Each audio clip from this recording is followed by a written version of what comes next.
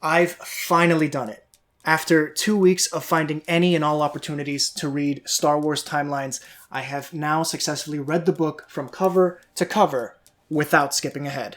Which is no easy feat, I might add. This thing is massive. And because of that, I am on such an incredible Star Wars high right now, and I can't wait to dig into this review and tell you guys all about why I believe this is the most ambitious and most impressive timeline book ever printed. In this review, I'm going to break down what I expected to get from this book versus what we actually received, talk about how the book is laid out and how it's supposed to work as a tool, discuss what I liked and disliked about it, and ultimately break down who I think this book is for and who would benefit the most from reading it. Spoiler alert, this book was tailor-made for me, but I do find there to be one glaring issue with the way the information is presented to us, but I'll talk about that in more detail later.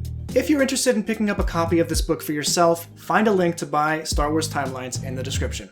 Welcome to Geekritique, my name is Dakota, and today I'm taking a step back from being your forensic chronologist so that I can assume the role of a simple timeline enjoyer. Please be sure to like this video and subscribe if you enjoy my content. Before we begin, I just want to give a huge thank you to all the writers on this book who each took a different era of the timeline and brought it to life. Kristin Baver, Jason Fry, Cole Horton, Amy Richau, and Clayton Sandell, thank you truly. This book is such a comprehensive feat, and your clear love for the source material shines through each and every page. Long before this title was even announced, I've been dreaming about a proper Star Wars reference book that worked in a similar way to Michael and Denise Okuda's Star Trek chronology, The History of the Future. It's a book from 1993 that detailed a complete event-by-event and episode-by-episode chronology of the entire Star Trek corpus up to that point. It was later revised in 1996 with color images, and it included all titles up to Star Trek First Contact, though it doesn't include the Star Trek animated series. What was so great about this guidebook was that it was the ultimate companion to these classic shows, giving you a precise date in which everything occurs, telling you why they occurred when they did, an explanation on the star dates and dating conventions that exist in Star Trek, and most importantly, it gave you a list of all titles in chronological order, even when there's some overlap. And that's ultimately what I wanted when Star Wars Timelines was announced. An explanation about the different dating systems in Star Wars, some indication of when in each year these many titles occur in, some insight on certain timeline placements that weren't very clear, and ultimately a complete list of all canon titles that have been released to date. Well, let me be the first to tell you, this book isn't any of those things that I wanted from Star Wars Timelines. Like, it literally has none of that stuff. But I really wanted to give this book and its authors an opportunity to sway me. So I made it a point to read this book from cover to cover without jumping ahead, just to let the narrative unfold for itself, and I'm so glad that I did. It's not the book that I would have written, but I truly believe this is better than what I wanted. As I've done in my MCU timeline and Avatar timeline videos, my approach to creating timelines is to place each title on a literal line by finding where the third act or climax of the title or titles occur. Similarly, Star Wars Timelines utilizes a linear graphic that runs throughout the book, but instead of placing whole titles, each plotted point indicates an event in the approximate order that each moment is happening across the galaxy. In this way, the vast history of Star Wars is splayed out, yet woven into this linear tapestry. By going through the book this way, it truly feels like you're seeing the universe unfold before your eyes.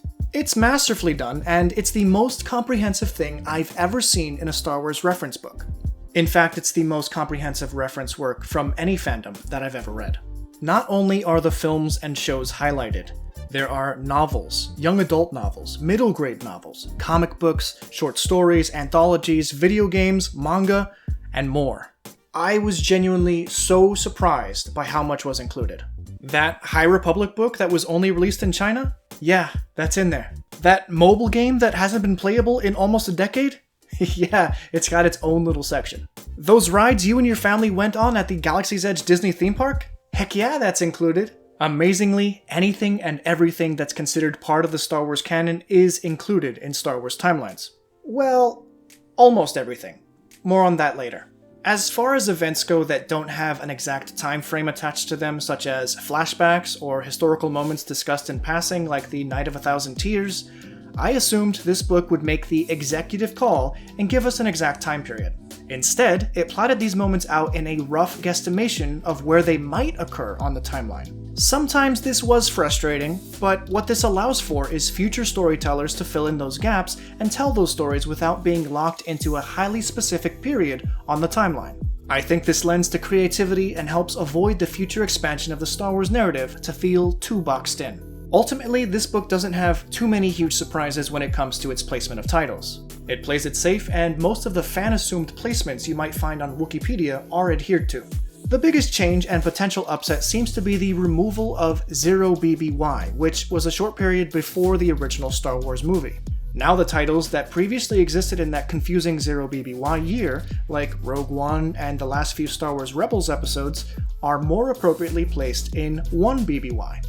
As you're probably aware, BBY refers to any events that occur before the Battle of Yavin, which is the battle in which the first Death Star was destroyed at the end of A New Hope. ABY, or after the Battle of Yavin, refers to all the events that occur after the first Death Star was destroyed. Where it was previously understood that the timeline went from 0BBY to 0ABY, with the decisive center point being the destruction of the Death Star, this new understanding of the official Star Wars timeline goes from 1BBY to 0, which now encompasses all the events within A New Hope. And then, after the victory ceremony, 0ABY begins. Notice the distinction made between 0 and 0ABY.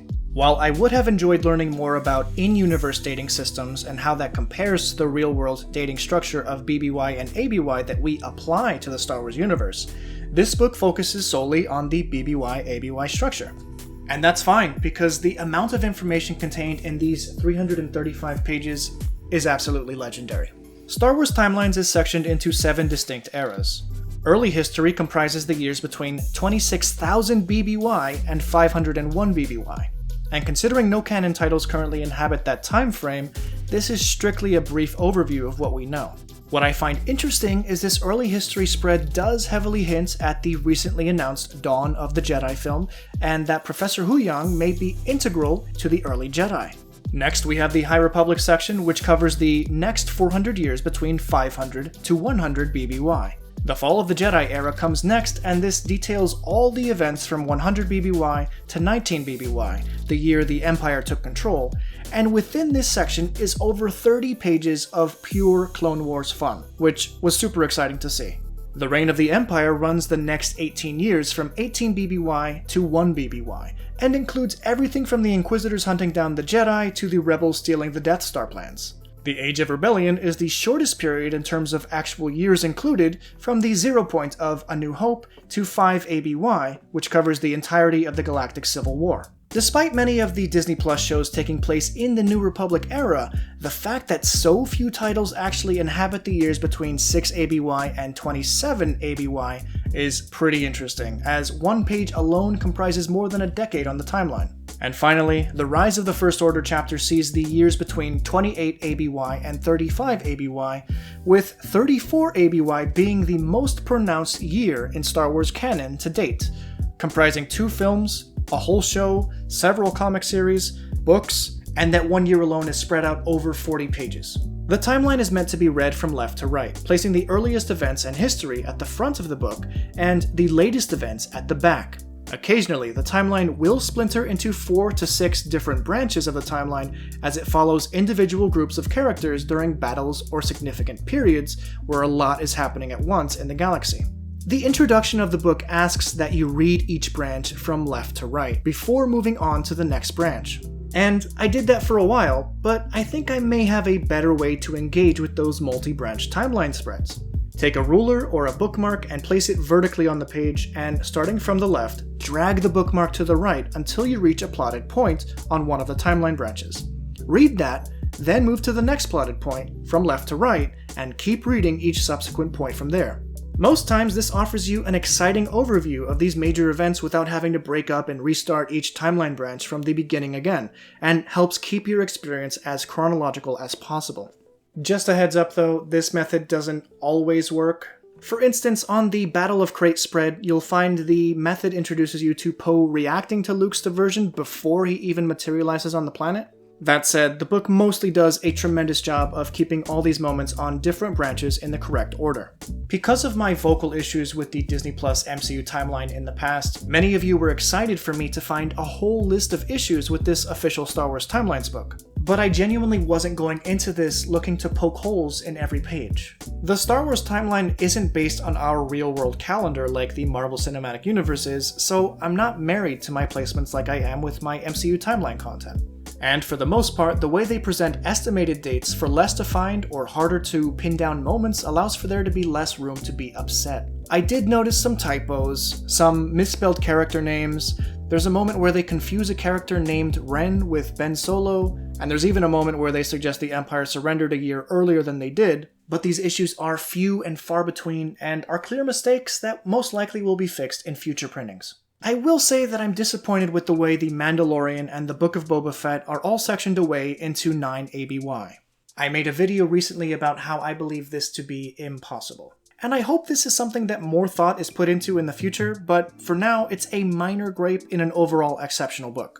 One thing I was really curious about was how the book would navigate the retconning of E.K. Johnston's Ahsoka novel with the Tales of the Jedi episode that rewrote much of its story elements. This was answered to me very early on as I realized that none of the Tales of the Jedi episodes are included in the collection, so only the events outlined in the Ahsoka book are listed here.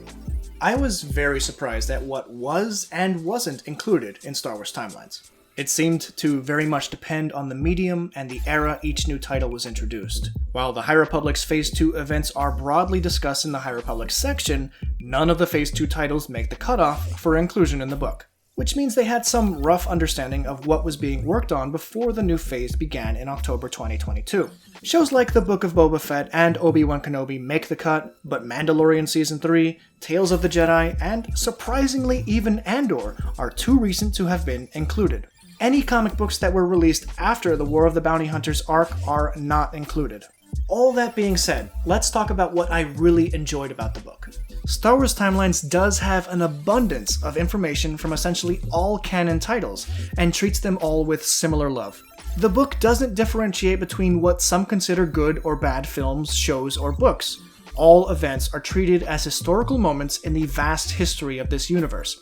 And that's exactly how I view Star Wars. This is all stuff that's happened in the galaxy far, far away, whether you or I like it or not. The book is beautifully laid out, with distinct pictures and graphics that help flesh out where you are in the galaxy at any given time. Each page and spread feels like a wealth of knowledge that you need to really pore over and spend a little extra time meditating on to really let it all sink in, which is partially why it took me so long to read. The information is so exhaustively researched that each new page feels wholly fresh and unique despite much of it looking very similar. Occasionally, when the tonal shift changes in the galaxy or period discussed, you'll see a header that briefs you in 3 to 5 sentences about what you're about to read. It's all really well organized. I also really appreciate the full-page spreads you'll find on individual characters like Padme, Luke, or Palpatine, and unique timelines on stuff like the Skywalker lightsaber, TIE fighters, and stormtroopers. These spreads break up any potential monotony you might find in the way the primary timeline is laid out, and they're each uniquely gorgeous. There are things that I thought were mostly good ideas, but could have been handled a bit better. The inclusion of small boxes that indicate when a character was born or when they died were fun visual elements, but I felt they weren't consistent, and were often thrown in as an afterthought. How could you include the deaths of small side characters like Laitan Dree and Xin Gra, but forget to include Yoda on the very same page? The same goes for Palpatine being excluded from the deaths list a few pages later. Another small issue I had that I believe could have been handled better was the estimated date boxes. Early on in the book, there are a lot of estimated boxes, but because they float above the timeline and aren't connected to it, it's easy to read these out of order or miss them entirely. You can very easily attach these boxes with a line to the timeline itself, and we just as easily understand that the dates are estimated and can be shifted in the future. I also found that the book trains you not to care about what the cute little titles for each plotted point says, and I thought they generally just took up space for no reason, instead of telling you where the information is coming from. But occasionally the small title would tell you a crucial piece of information about a character that anywhere else in the book would have been fully explained in the subtext below it, which was frustrating. Another curious thing was the complete lack of inclusion for any anthology books or short stories that occurred during the films, like the two From a Certain Point of View books, but I understand why those would perhaps lessen the impact of the original trilogy spreads. But if Boba Fett's flashbacks could get their own 2-page spread, they could very easily have put together a page after those film sections that explained what the side characters are up to during the main films. Also, why weren't Boba Fett's estimated flashbacks included in the primary timeline like every other estimated point? There's a lot of little things like that I wasn't a huge fan of, but perhaps the only choice I actively disliked that they included was the 0 period that encompasses the entirety of A New Hope. While I am glad they got rid of 0 BBY, the 0 period doesn't work for me. I understand that the entire timeline revolves around that film, but by putting such reverence on that period of 3 to 4 days and calling it all simply 0, feels like we lose a bit of the logic on how timelines work. The only thing that should be 0 is the Battle of Yavin itself, not the whole film. But that's the chronologist in me speaking. It just doesn't seem to make sense. Before I continue, I need to make it clear there is far more to enjoy about this book than there is to dislike or disagree with. I truly do love Star Wars timelines, and I have the utmost respect for the work put into it by its 5 authors, but as I stated at the outset of my review, there's a glaring absence in the way this timeline presents information that would have made this a far more enjoyable and useful companion tool. It all comes down to the fact that this book doesn't cite its sources. There is no indication anywhere in its over 300 pages as to where it's getting the information to plot these points from. It's easy to identify what info is coming from the films and shows, as most fans have seen them, but if that's the extent of your Star Wars experience, then over 50% of this massive book is going to be next to useless to you. While they do a good job explaining what happens during every title, if you don't already have an emotional attachment to that source material, and you don't know what books or comics these events are even being sourced from, I think you'll be skipping ahead quite often throughout this book's many pages. Which seems counterintuitive to the book's purpose of showcasing all of the Star Wars canon. I would consider myself very well versed when it comes to Star Wars tie-in content outside of the films and shows, but there are notable gaps in my education. This meant that whenever I would read something in Star Wars timelines that I couldn't trace down to a book I've read or a comic I own, there was no way for me to determine how I could even begin searching for that Star Wars title so that I could experience what the book was attempting to reference. Sometimes I would vaguely remember an event or feel like I was missing out on a whole page of info because I lacked context. But there was no footnote, no legend, and no useful title attached for me to expand on anything featured. Occasionally they would show the cover art of a novel or comic book, so I doubt this lack of sourcing is in any way an indication that they couldn't do so because of copyright issues. It's really baffling, and I would assume the inclusion of these titles would be priority number 1 from Lucasfilm Publishing, as it would push fans to read and experience more of this amazing canon that they've worked so tirelessly to build. It also wouldn't be a difficult thing to implement either. There's 2 ways to handle it. One way would be to trade out the title text above each event with the name of the title the event comes from. But that could get clunky with longer titles, so I would suggest alphabetized footnotes at the end of each event that leads you to a legend on the corner of each spread with the featured titles placed in either chronological order or appearance order. This way, each spread could have its own little footnote legend of titles that the reader could further engage with if they're curious about where these adventures take place. And from each of those legend boxes, add a numbered footnote next to the titles themselves that takes you to the index, where you can view a complete chronological listing of all titles side by side. I assure you this chronological list would get far more use from the average reader than the index of names we currently have at the end of the book. At the end of the day, I don't think Star Wars Timelines was written with every fan in mind. The more Star Wars that you've experienced, the more this book rewards you. The less Star Wars you've experienced, the less of this book you're going to be able to appreciate.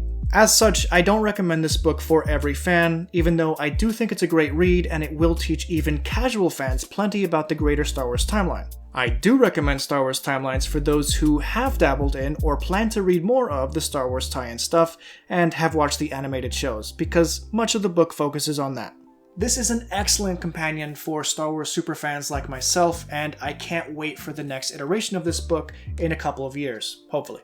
Thank you guys so much for watching my review. Please give this a like if you enjoyed it, and subscribe if you'd like to see more. Please find a link to buy Star Wars Timelines in the description below, and consider supporting my content on Patreon. You can check out more of my videos now. Thanks. Have a good one.